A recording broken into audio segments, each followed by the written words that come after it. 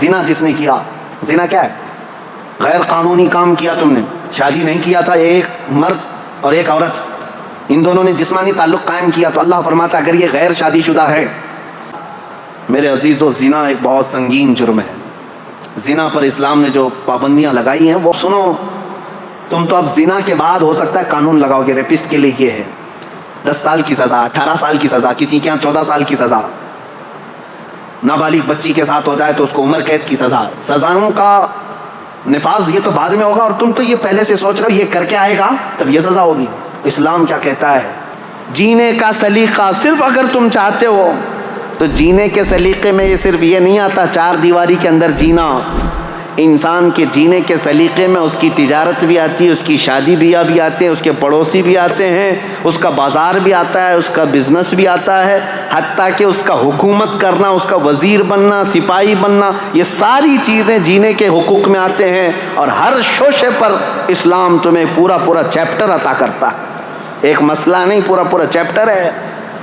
تم اگر وقت کے بادشاہ ہو تو بھی اسلام تمہیں پابند بنا کر کے دکھائے گا، تم اگر کرسی عدالت پر بیٹھے ہو قاضی تو پورا باب موجود ہے، تمہیں فالو کرنا پڑے گا۔ تم اگر کسی اسکول کے ٹیچر ہو تو اسلام تمہیں اس کے بھی اسلوب بتائے گا۔ آج میرے عزیزو میں آپ کو بتاؤں 1400 سال پہلے جب لا تھے ہی نہیں، بادشاہوں کے رول چلتے تھے، بادشاہوں کے قانون چلتے تھے، جو بادشاہ کے وہ رات میں خواب آ گیا وہ صبح قانون بن گیا، نہ پارلیمنٹ میں پاس کرانے کی ضرورت تھی، کچھ نہیں، بادشاہ کہہ دیا آج سے یہ قانون وہ قانون۔ اسلام نے سب سے پہلے یہ دنیا میں قوانین پیش کیے کہ نہیں، حکومت بھی چلے گی تو لا کے ذریعے سے چلے گی، اور اس لا کے اندر وقت کا خلیفہ بھی داخل ہوگا، وہ بھی شامل ہوگا، قانون اس کے اوپر بھی ہوں گے، کسی ایک کے اوپر نہیں ہے۔ کئی مرتبہ ایسا ہوا ہے میرے عزیزو، خلفائے راشدین سے افضل اس امت کے صحابہ میں سے لے کر آخری زمانے تک کوئی نہیں ہے، نبیوں کے بعد خلفائے راشدین سب سے افضل لوگ ہیں، لیکن کئی مرتبہ ایسا ہوا ہے کہ حضرت عمر فاروق رضی اللہ تعالیٰ، حضرت علی کرم اللہ وجہہ الکریم عدالت میں حاضر ہوئے ہیں قاضی کے سامنے، وہ خلیفہ ہوتے ہوئے بھی عدالت میں حاضر ہوئے ہیں، نہ قاضی نے ان کے خلیفہ ہونے کا وہ کیا کہ وقت کا خلیفہ آیا ہے، نائب رسول ہیں، صحابی رسول ہیں، ان کی فضیلتوں میں کیا کیا حدیثیں نہیں آئی ہیں، لیکن وقت کا قاضی عدالت کے منصب پر جب بیٹھا ہے تو وہ نظریں تک نہیں اٹھاتا کہ مسئلہ فیصلے کا ہے، عدالت کا ہے۔ عزیزان گرامی اوقات، اسلام کی یہ خوبیاں ہیں جس کی وجہ سے ہم کہتے ہیں فالو کرنے کے لائق صرف اسلام ہے، یہ دین مکمل ہے، انکمپلیٹ نہیں ہے، کمپلیٹ دین ہے۔ لاؤ تم زندگی کا جو بھی شعبہ، میں بتاتا ہوں اسلام کے ذریعے سے اس کے متعلق کیا حل ہے۔ کہیں دوسری جگہ ہم نے دیکھا ہے یا تو عورتوں کے حقوق نہیں ملتے ہیں، کہیں بچوں کے حقوق نہیں ملتے، کہیں شادی کے مسائل نہیں ملتے، کہیں تجارت کے مسائل نہیں ملتے، کہیں جرائم کے متعلق باتیں نہیں ملتی۔ آج میں آپ کو بتاؤں اسلام کی خوبیاں۔ ایک ڈاکٹر ہے امریکن، وہ ابھی اسلام قبول کر چکی ہیں، لیڈی ڈاکٹر ہے، انہوں نے کہا میں نے بہت پڑھائی کی، دیکھا بہت سارا فرق یہ ہے کہ برائیوں سے ہر دین روکتا ہے، ہر مذہب روکتا ہے، بلکہ آج کے قوانین بھی روکتے ہیں، لیکن ان کے اندر دگلا پن ہے۔ صاف میں بتا رہا ہوں، شراب اچھی چیز نہیں ہے، سارے لوگ کہتے ہیں، صحیح بات ہے، سارے لوگ کہتے ہیں، قانون کئی کنٹریز میں ہیں، شراب پی کر کے کچھ بھی کرے گا تو ظاہر سی بات ہے اس پر پکڑ بھی ہوتی ہے۔ جگہ جگہ روڈ پر ہم دیکھتے ہیں ڈونٹ ڈرنک اینڈ ڈرائیو، شراب پی کر کے گاڑی مت چلاؤ۔ کیوں میاں، کیا ہوتا ہے شراب پی کر؟ ارے یہ پولیس والے تو گھس کر کے منہ سونکھتے رہتے ہیں کہ شراب پیا ہے کہ نہیں ہے، رات کو ان کی ڈیوٹی رہتی ہے شراب پیا ہے کہ نہیں، ہر ایک کا منہ چیک کرتے رہے۔ کیوں؟ قانون کے خلاف ہے، اور گاڑی اگر چلا رہا ہے شراب پی کر کے ٹھوکے گا، کسی کو مارے گا، خود بھی مرے گا، دوسرے کی بھی جان کو خطرے میں ڈالے گا، یہی مسائل ہے نا۔ ہم سوال یہ کرتے ہیں جب یہ اتنی خطرناک چیز ہے کہ کبھی بھی ایکسیڈنٹ کرتا ہے آدمی، کبھی بھی ایکسیڈنٹ کرتا ہے، کسی کو مار سکتا ہے، بلکہ پی کر کے جائے اور سیف ڈرائیونگ کر کے بھی جائے تو جا کے گھر میں بیوی کو تو مارتا ہی ہے، گھر میں پتہ نہیں کیا کیا کرتا ہے. کہا یہ تو ہوتا ہے. ہم نے کہا یہ سب لکھ کر کے لگاتے آپ ہو، ڈونٹ ڈرنک اینڈ ڈرائیو، لیکن ہمیں یہ بتاؤ کہ اس کو پینے کی جگہ کہاں ہوتی ہے اور اس کو پلانے والے کو لائسنس کون دیتا ہے؟ کوئی ایک بھی شراب کی دکان کیا حکومت کی پرمیشن کے بغیر علل اعلان چلائے جا سکتی ہے؟ نہیں. میاں ایک طرف تم خود ہی لائسنس بانٹتے ہو کہ شراب بیچو، اور اس کے بعد پھر لوگوں کو پابندی بھی لگاتے ہو پینا نہیں. یہ دغلاپن، اس کو ایک امریکن ڈاکٹر نے کہا میں نے دنیا بھر میں یہ دیکھا. اب آؤ اسلام میں. میرے آقا صلی اللہ تعالیٰ علیہ وسلم نے جب شراب کی حرمت کا حکم فرمایا کہ شراب حرام ہو گئی تو ایک قبیلہ حضور کے پاس آیا تھا. انہوں نے پوچھا اے اللہ کے نبی صلی اللہ علیہ وسلم آپ ہمیں کن کن چیزوں سے روکتے ہیں؟ میرے آقا صلی اللہ تعالیٰ علیہ وسلم نے 4 چیزوں سے ان کو منع کیا تھا. وہ 4 چیزیں کیا تھیں بتاؤں میں آپ کو؟ یہ صحیح حدیث ہے، بخاری شریف میں موجود ہے. نبی کریم صلی اللہ تعالیٰ علیہ وسلم نے فرمایا جو 4 آلے ہوتے تھے شراب پینے کے، کوئی ایک کدو کو کاٹ کر کے بیچ میں سے اس کا پورا ایک مٹکا بنا دیتے تھے، اور ایک لکڑی کا گلاس ہوا کرتا تھا، یا پھر ایک پرانے زمانے میں کسی پھل کا ایک برتن بنایا جاتا تھا، اس میں شراب ڈال کر کے لوگ پیتے تھے تو نشہ زیادہ آتا تھا، اور عربوں کے یہاں 50 سال پرانی شراب پی جاتی تھی. نبی کریم صلی اللہ تعالیٰ علیہ وسلم نے شراب کے حرام ہونے کا حکم تو دیا، ساتھ میں یہ فرمایا وہ مٹکا بھی توڑو، وہ گلاس بھی توڑو، اور وہ برتن بھی توڑو، ان سب چیزوں کو ختم کرو. اب کبھی حکمت سوچو میرے عزیزو، شراب حرام ہو گئی، یہ پیالے کیوں حرام ہوئے؟ اس لیے کہ ان پیالوں کو دیکھ کر پینے والے کو پھر سے وہ شراب کی یاد نہ آ جائے. اسلام جڑ پر انگلی رکھتا ہے، اسلام بنیاد پر انگلی رکھتا ہے. یہ نہیں کہ اب تم پی کر کے آؤ تو بعد میں دیکھیں گے علاج کیا جائے گا. آج اسلام کی خوبیوں کے بارے میں، عصمت دری کے معاملات کتنے تیزی سے بڑھے ہیں پتہ ہے؟ آج کی رپورٹ، میں آج ہی کی بات بتا رہا ہوں، USA کی رپورٹ میں، امریکہ کے پورے حصے میں پر ڈے 1700 لڑکیاں ریپ کا شکار ہوتی ہیں. یہ وہ ہیں جو ریکارڈ میں آتی ہیں، اور ریکارڈ میں جو آتی ہیں وہ 1/3 ہوتی ہیں، باقی تو ویسی ہے. اور اس میں ہندوستان میں بھی بہت زیادہ لیول بڑا ہوا ہے. ریپ ہمارے ہاں تو آپ نے دیکھے اس پر کتنے احتجاجات ہوئے ہیں. چھوٹی عمر کے نابالغ لڑکوں کو جو حکومت کی نظر میں، ان لوگوں کے ذریعے سے بھی 16 سال کا 15 سال کا لڑکا شراب پی کر کے کسی لڑکی کو اچانک اٹھا لیا، 3-4 درندوں نے مل کر کے اس کی عصمت لوٹ لی، عزت لوٹ لی، اور مار کر کے اس کو راستے پر پھینک دیا. یہ کتنے واقعات ہو رہے ہیں. اب اس پر بات 2-4 دن تک گرم رہتی، میڈیا میں چلتی ہے، لوگ سڑکوں پر آ جاتے ہیں، انصاف انصاف انصاف. میرے عزیزو، زنا ایک بہت سنگین جرم ہے. زنا پر اسلام نے جو پابندیاں لگائی ہیں وہ ہلکی نہیں ہیں، ہلکی نہیں. آپ میں سے کوئی بھی عزت والا، میں ان سے پوچھتا ہوں جو ہندو ہیں، جو کرسچن ہیں یا دوسرے دھرم والے، میں ان سے پوچھتا ہوں کیا تم اس بات کو پسند کرتے ہو کہ تمہاری بہن کو کوئی بھی اٹھا کر لے جائے اور اپنے بستر کی زینت بنائے؟ ہرگز نہیں پسند کرو گے، کوئی نہیں پسند کرتا اس بات کو. تمہاری ماں کو کوئی لے جائے، کوئی بہن کو لے جائے، کوئی بیٹی کو لے جائے، ہرگز تم بھی نہیں پسند کرتے. میرے دین کی خصوصیت یہ اپنی جگہ پر. میں ان سے پوچھتا ہوں تم پسند کرتے ہو؟ نہیں پسند کرتے. جب یہ اتنا گھناؤنا جرم ہے، نہیں پسند کرتے اس کو کوئی بھی، لیکن یہ کنٹینیو ہوتا چلا آ رہا ہے. کیوں ایسا ہے؟ اس کی وجہ کیا ہے؟ یہ بڑھتے ہوئے ریپ کے کیسز. میرے عزیزو، سارے دین، سارے دھرم اس کے خلاف تو ہیں، لیکن اسلام نے جو دردناک سزا رکھی ہے وہ ایسی ہے کہ زنا کرنے والا سوچ کر کے کانپنے لگ جائے.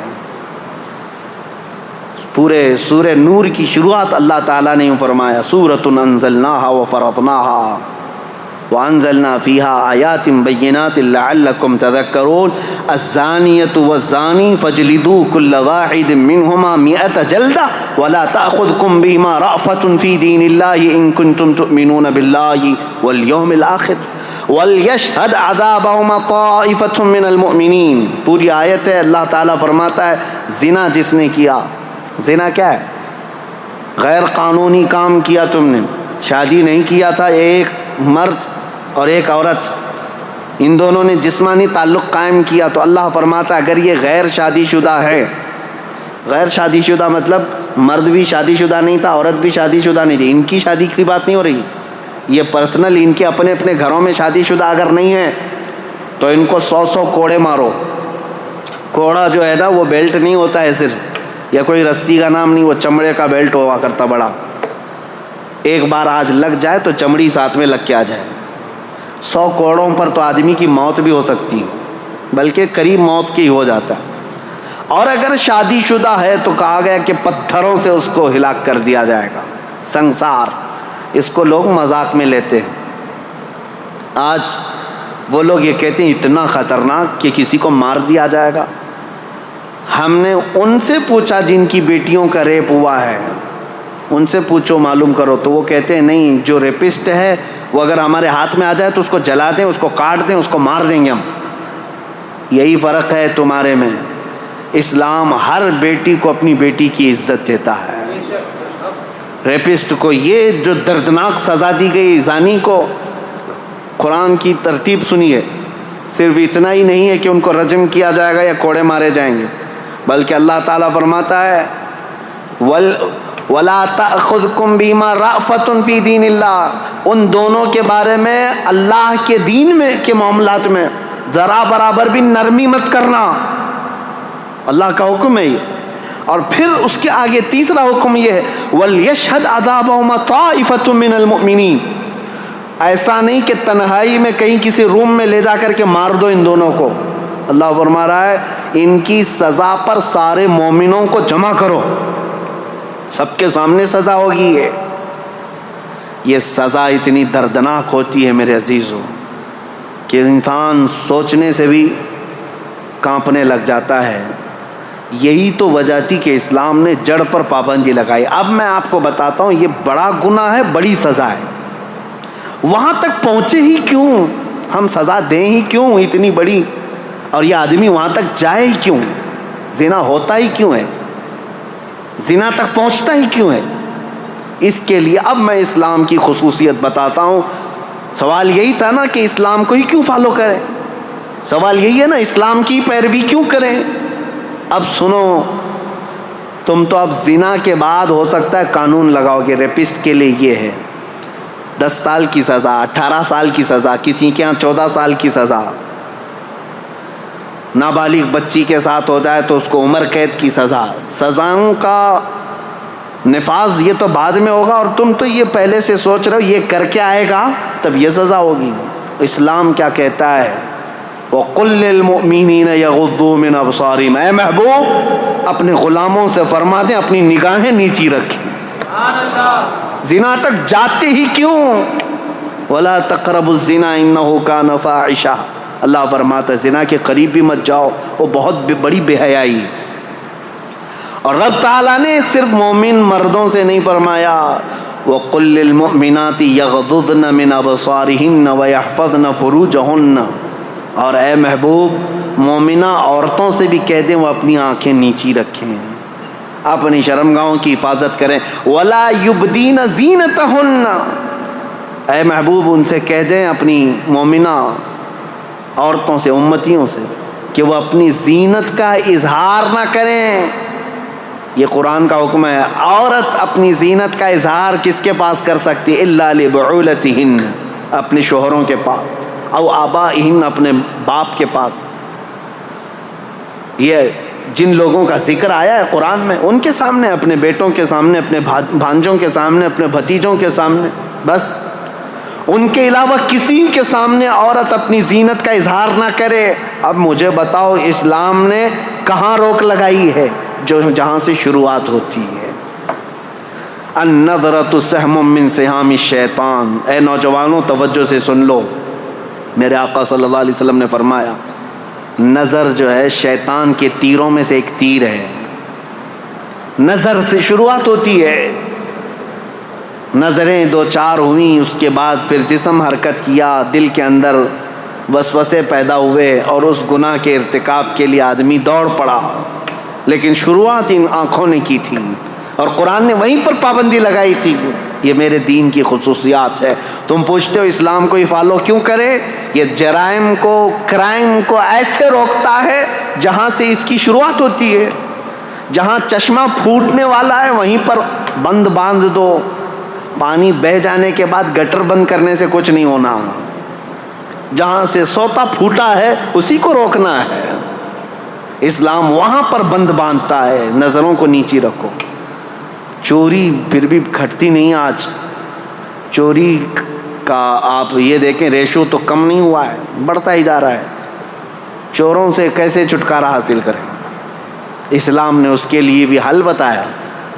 چور جو چوری کرتا ہے ضرورت کے تحت ہوتا ہے، شروع میں ایسا ہی ہوتا ہے کہ اس کو غربت چوری پر لے آتی ہے، اس کی ضرورت جو ہے چوری پر لے آتی ہے، یا تو گھر میں کوئی چیز کی کمی۔ شروع کی بات، پیشہ اور چور کی بات الگ ہے، جس کا پیشہ بن گیا، عادت بن گئی، وہ بعد میں ہوتا ہے، لیکن سٹارٹنگ چور کیسے کرتا ہے؟ اس کی ضرورت اسے چوری پر لاتی ہے۔ اسلام نے اس کے لیے سب سے پہلے سزا مقرر نہیں فرمائی، بلکہ پہلے سارے مسلمانوں پر زکوٰۃ کا نظام نافذ کیا۔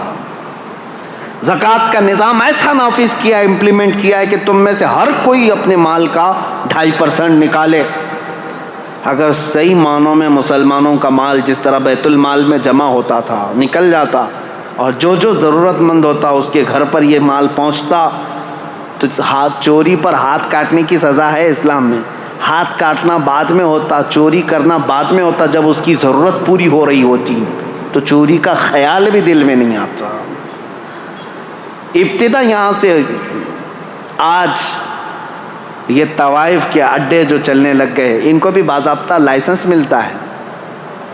جسموں کو بیچنے والی عورتیں، بار میں کام کرنے والی عورتیں، کیا یہ انسان نہیں ہیں؟ ان کے جسموں کے ساتھ ہر کوئی کھیلتا ہے اور ان کو اپنی بستر کی زینت بنا لیتا ہے آسانی سے۔ کیا یہ عورت نہیں ہیں؟ عورت ہیں، یہ کسی کی بیٹی ہیں یا کسی کی بہن ہے، لیکن یہ بازار میں کیوں آئی؟ بازار میں ان کو کون لے کر کے آیا؟ ہو سکتا ہے کچھ مجبوراً یا ظلم و زبردستی کے ساتھ لائی گئی ہوں گی، لیکن موسٹلی اس میں غربت اور ضرورت نے ان کو وہاں تک پہنچایا، یا پھر شہوت نے وہاں تک پہنچایا۔ یہیں پر میں آج آپ کو بتاتا ہوں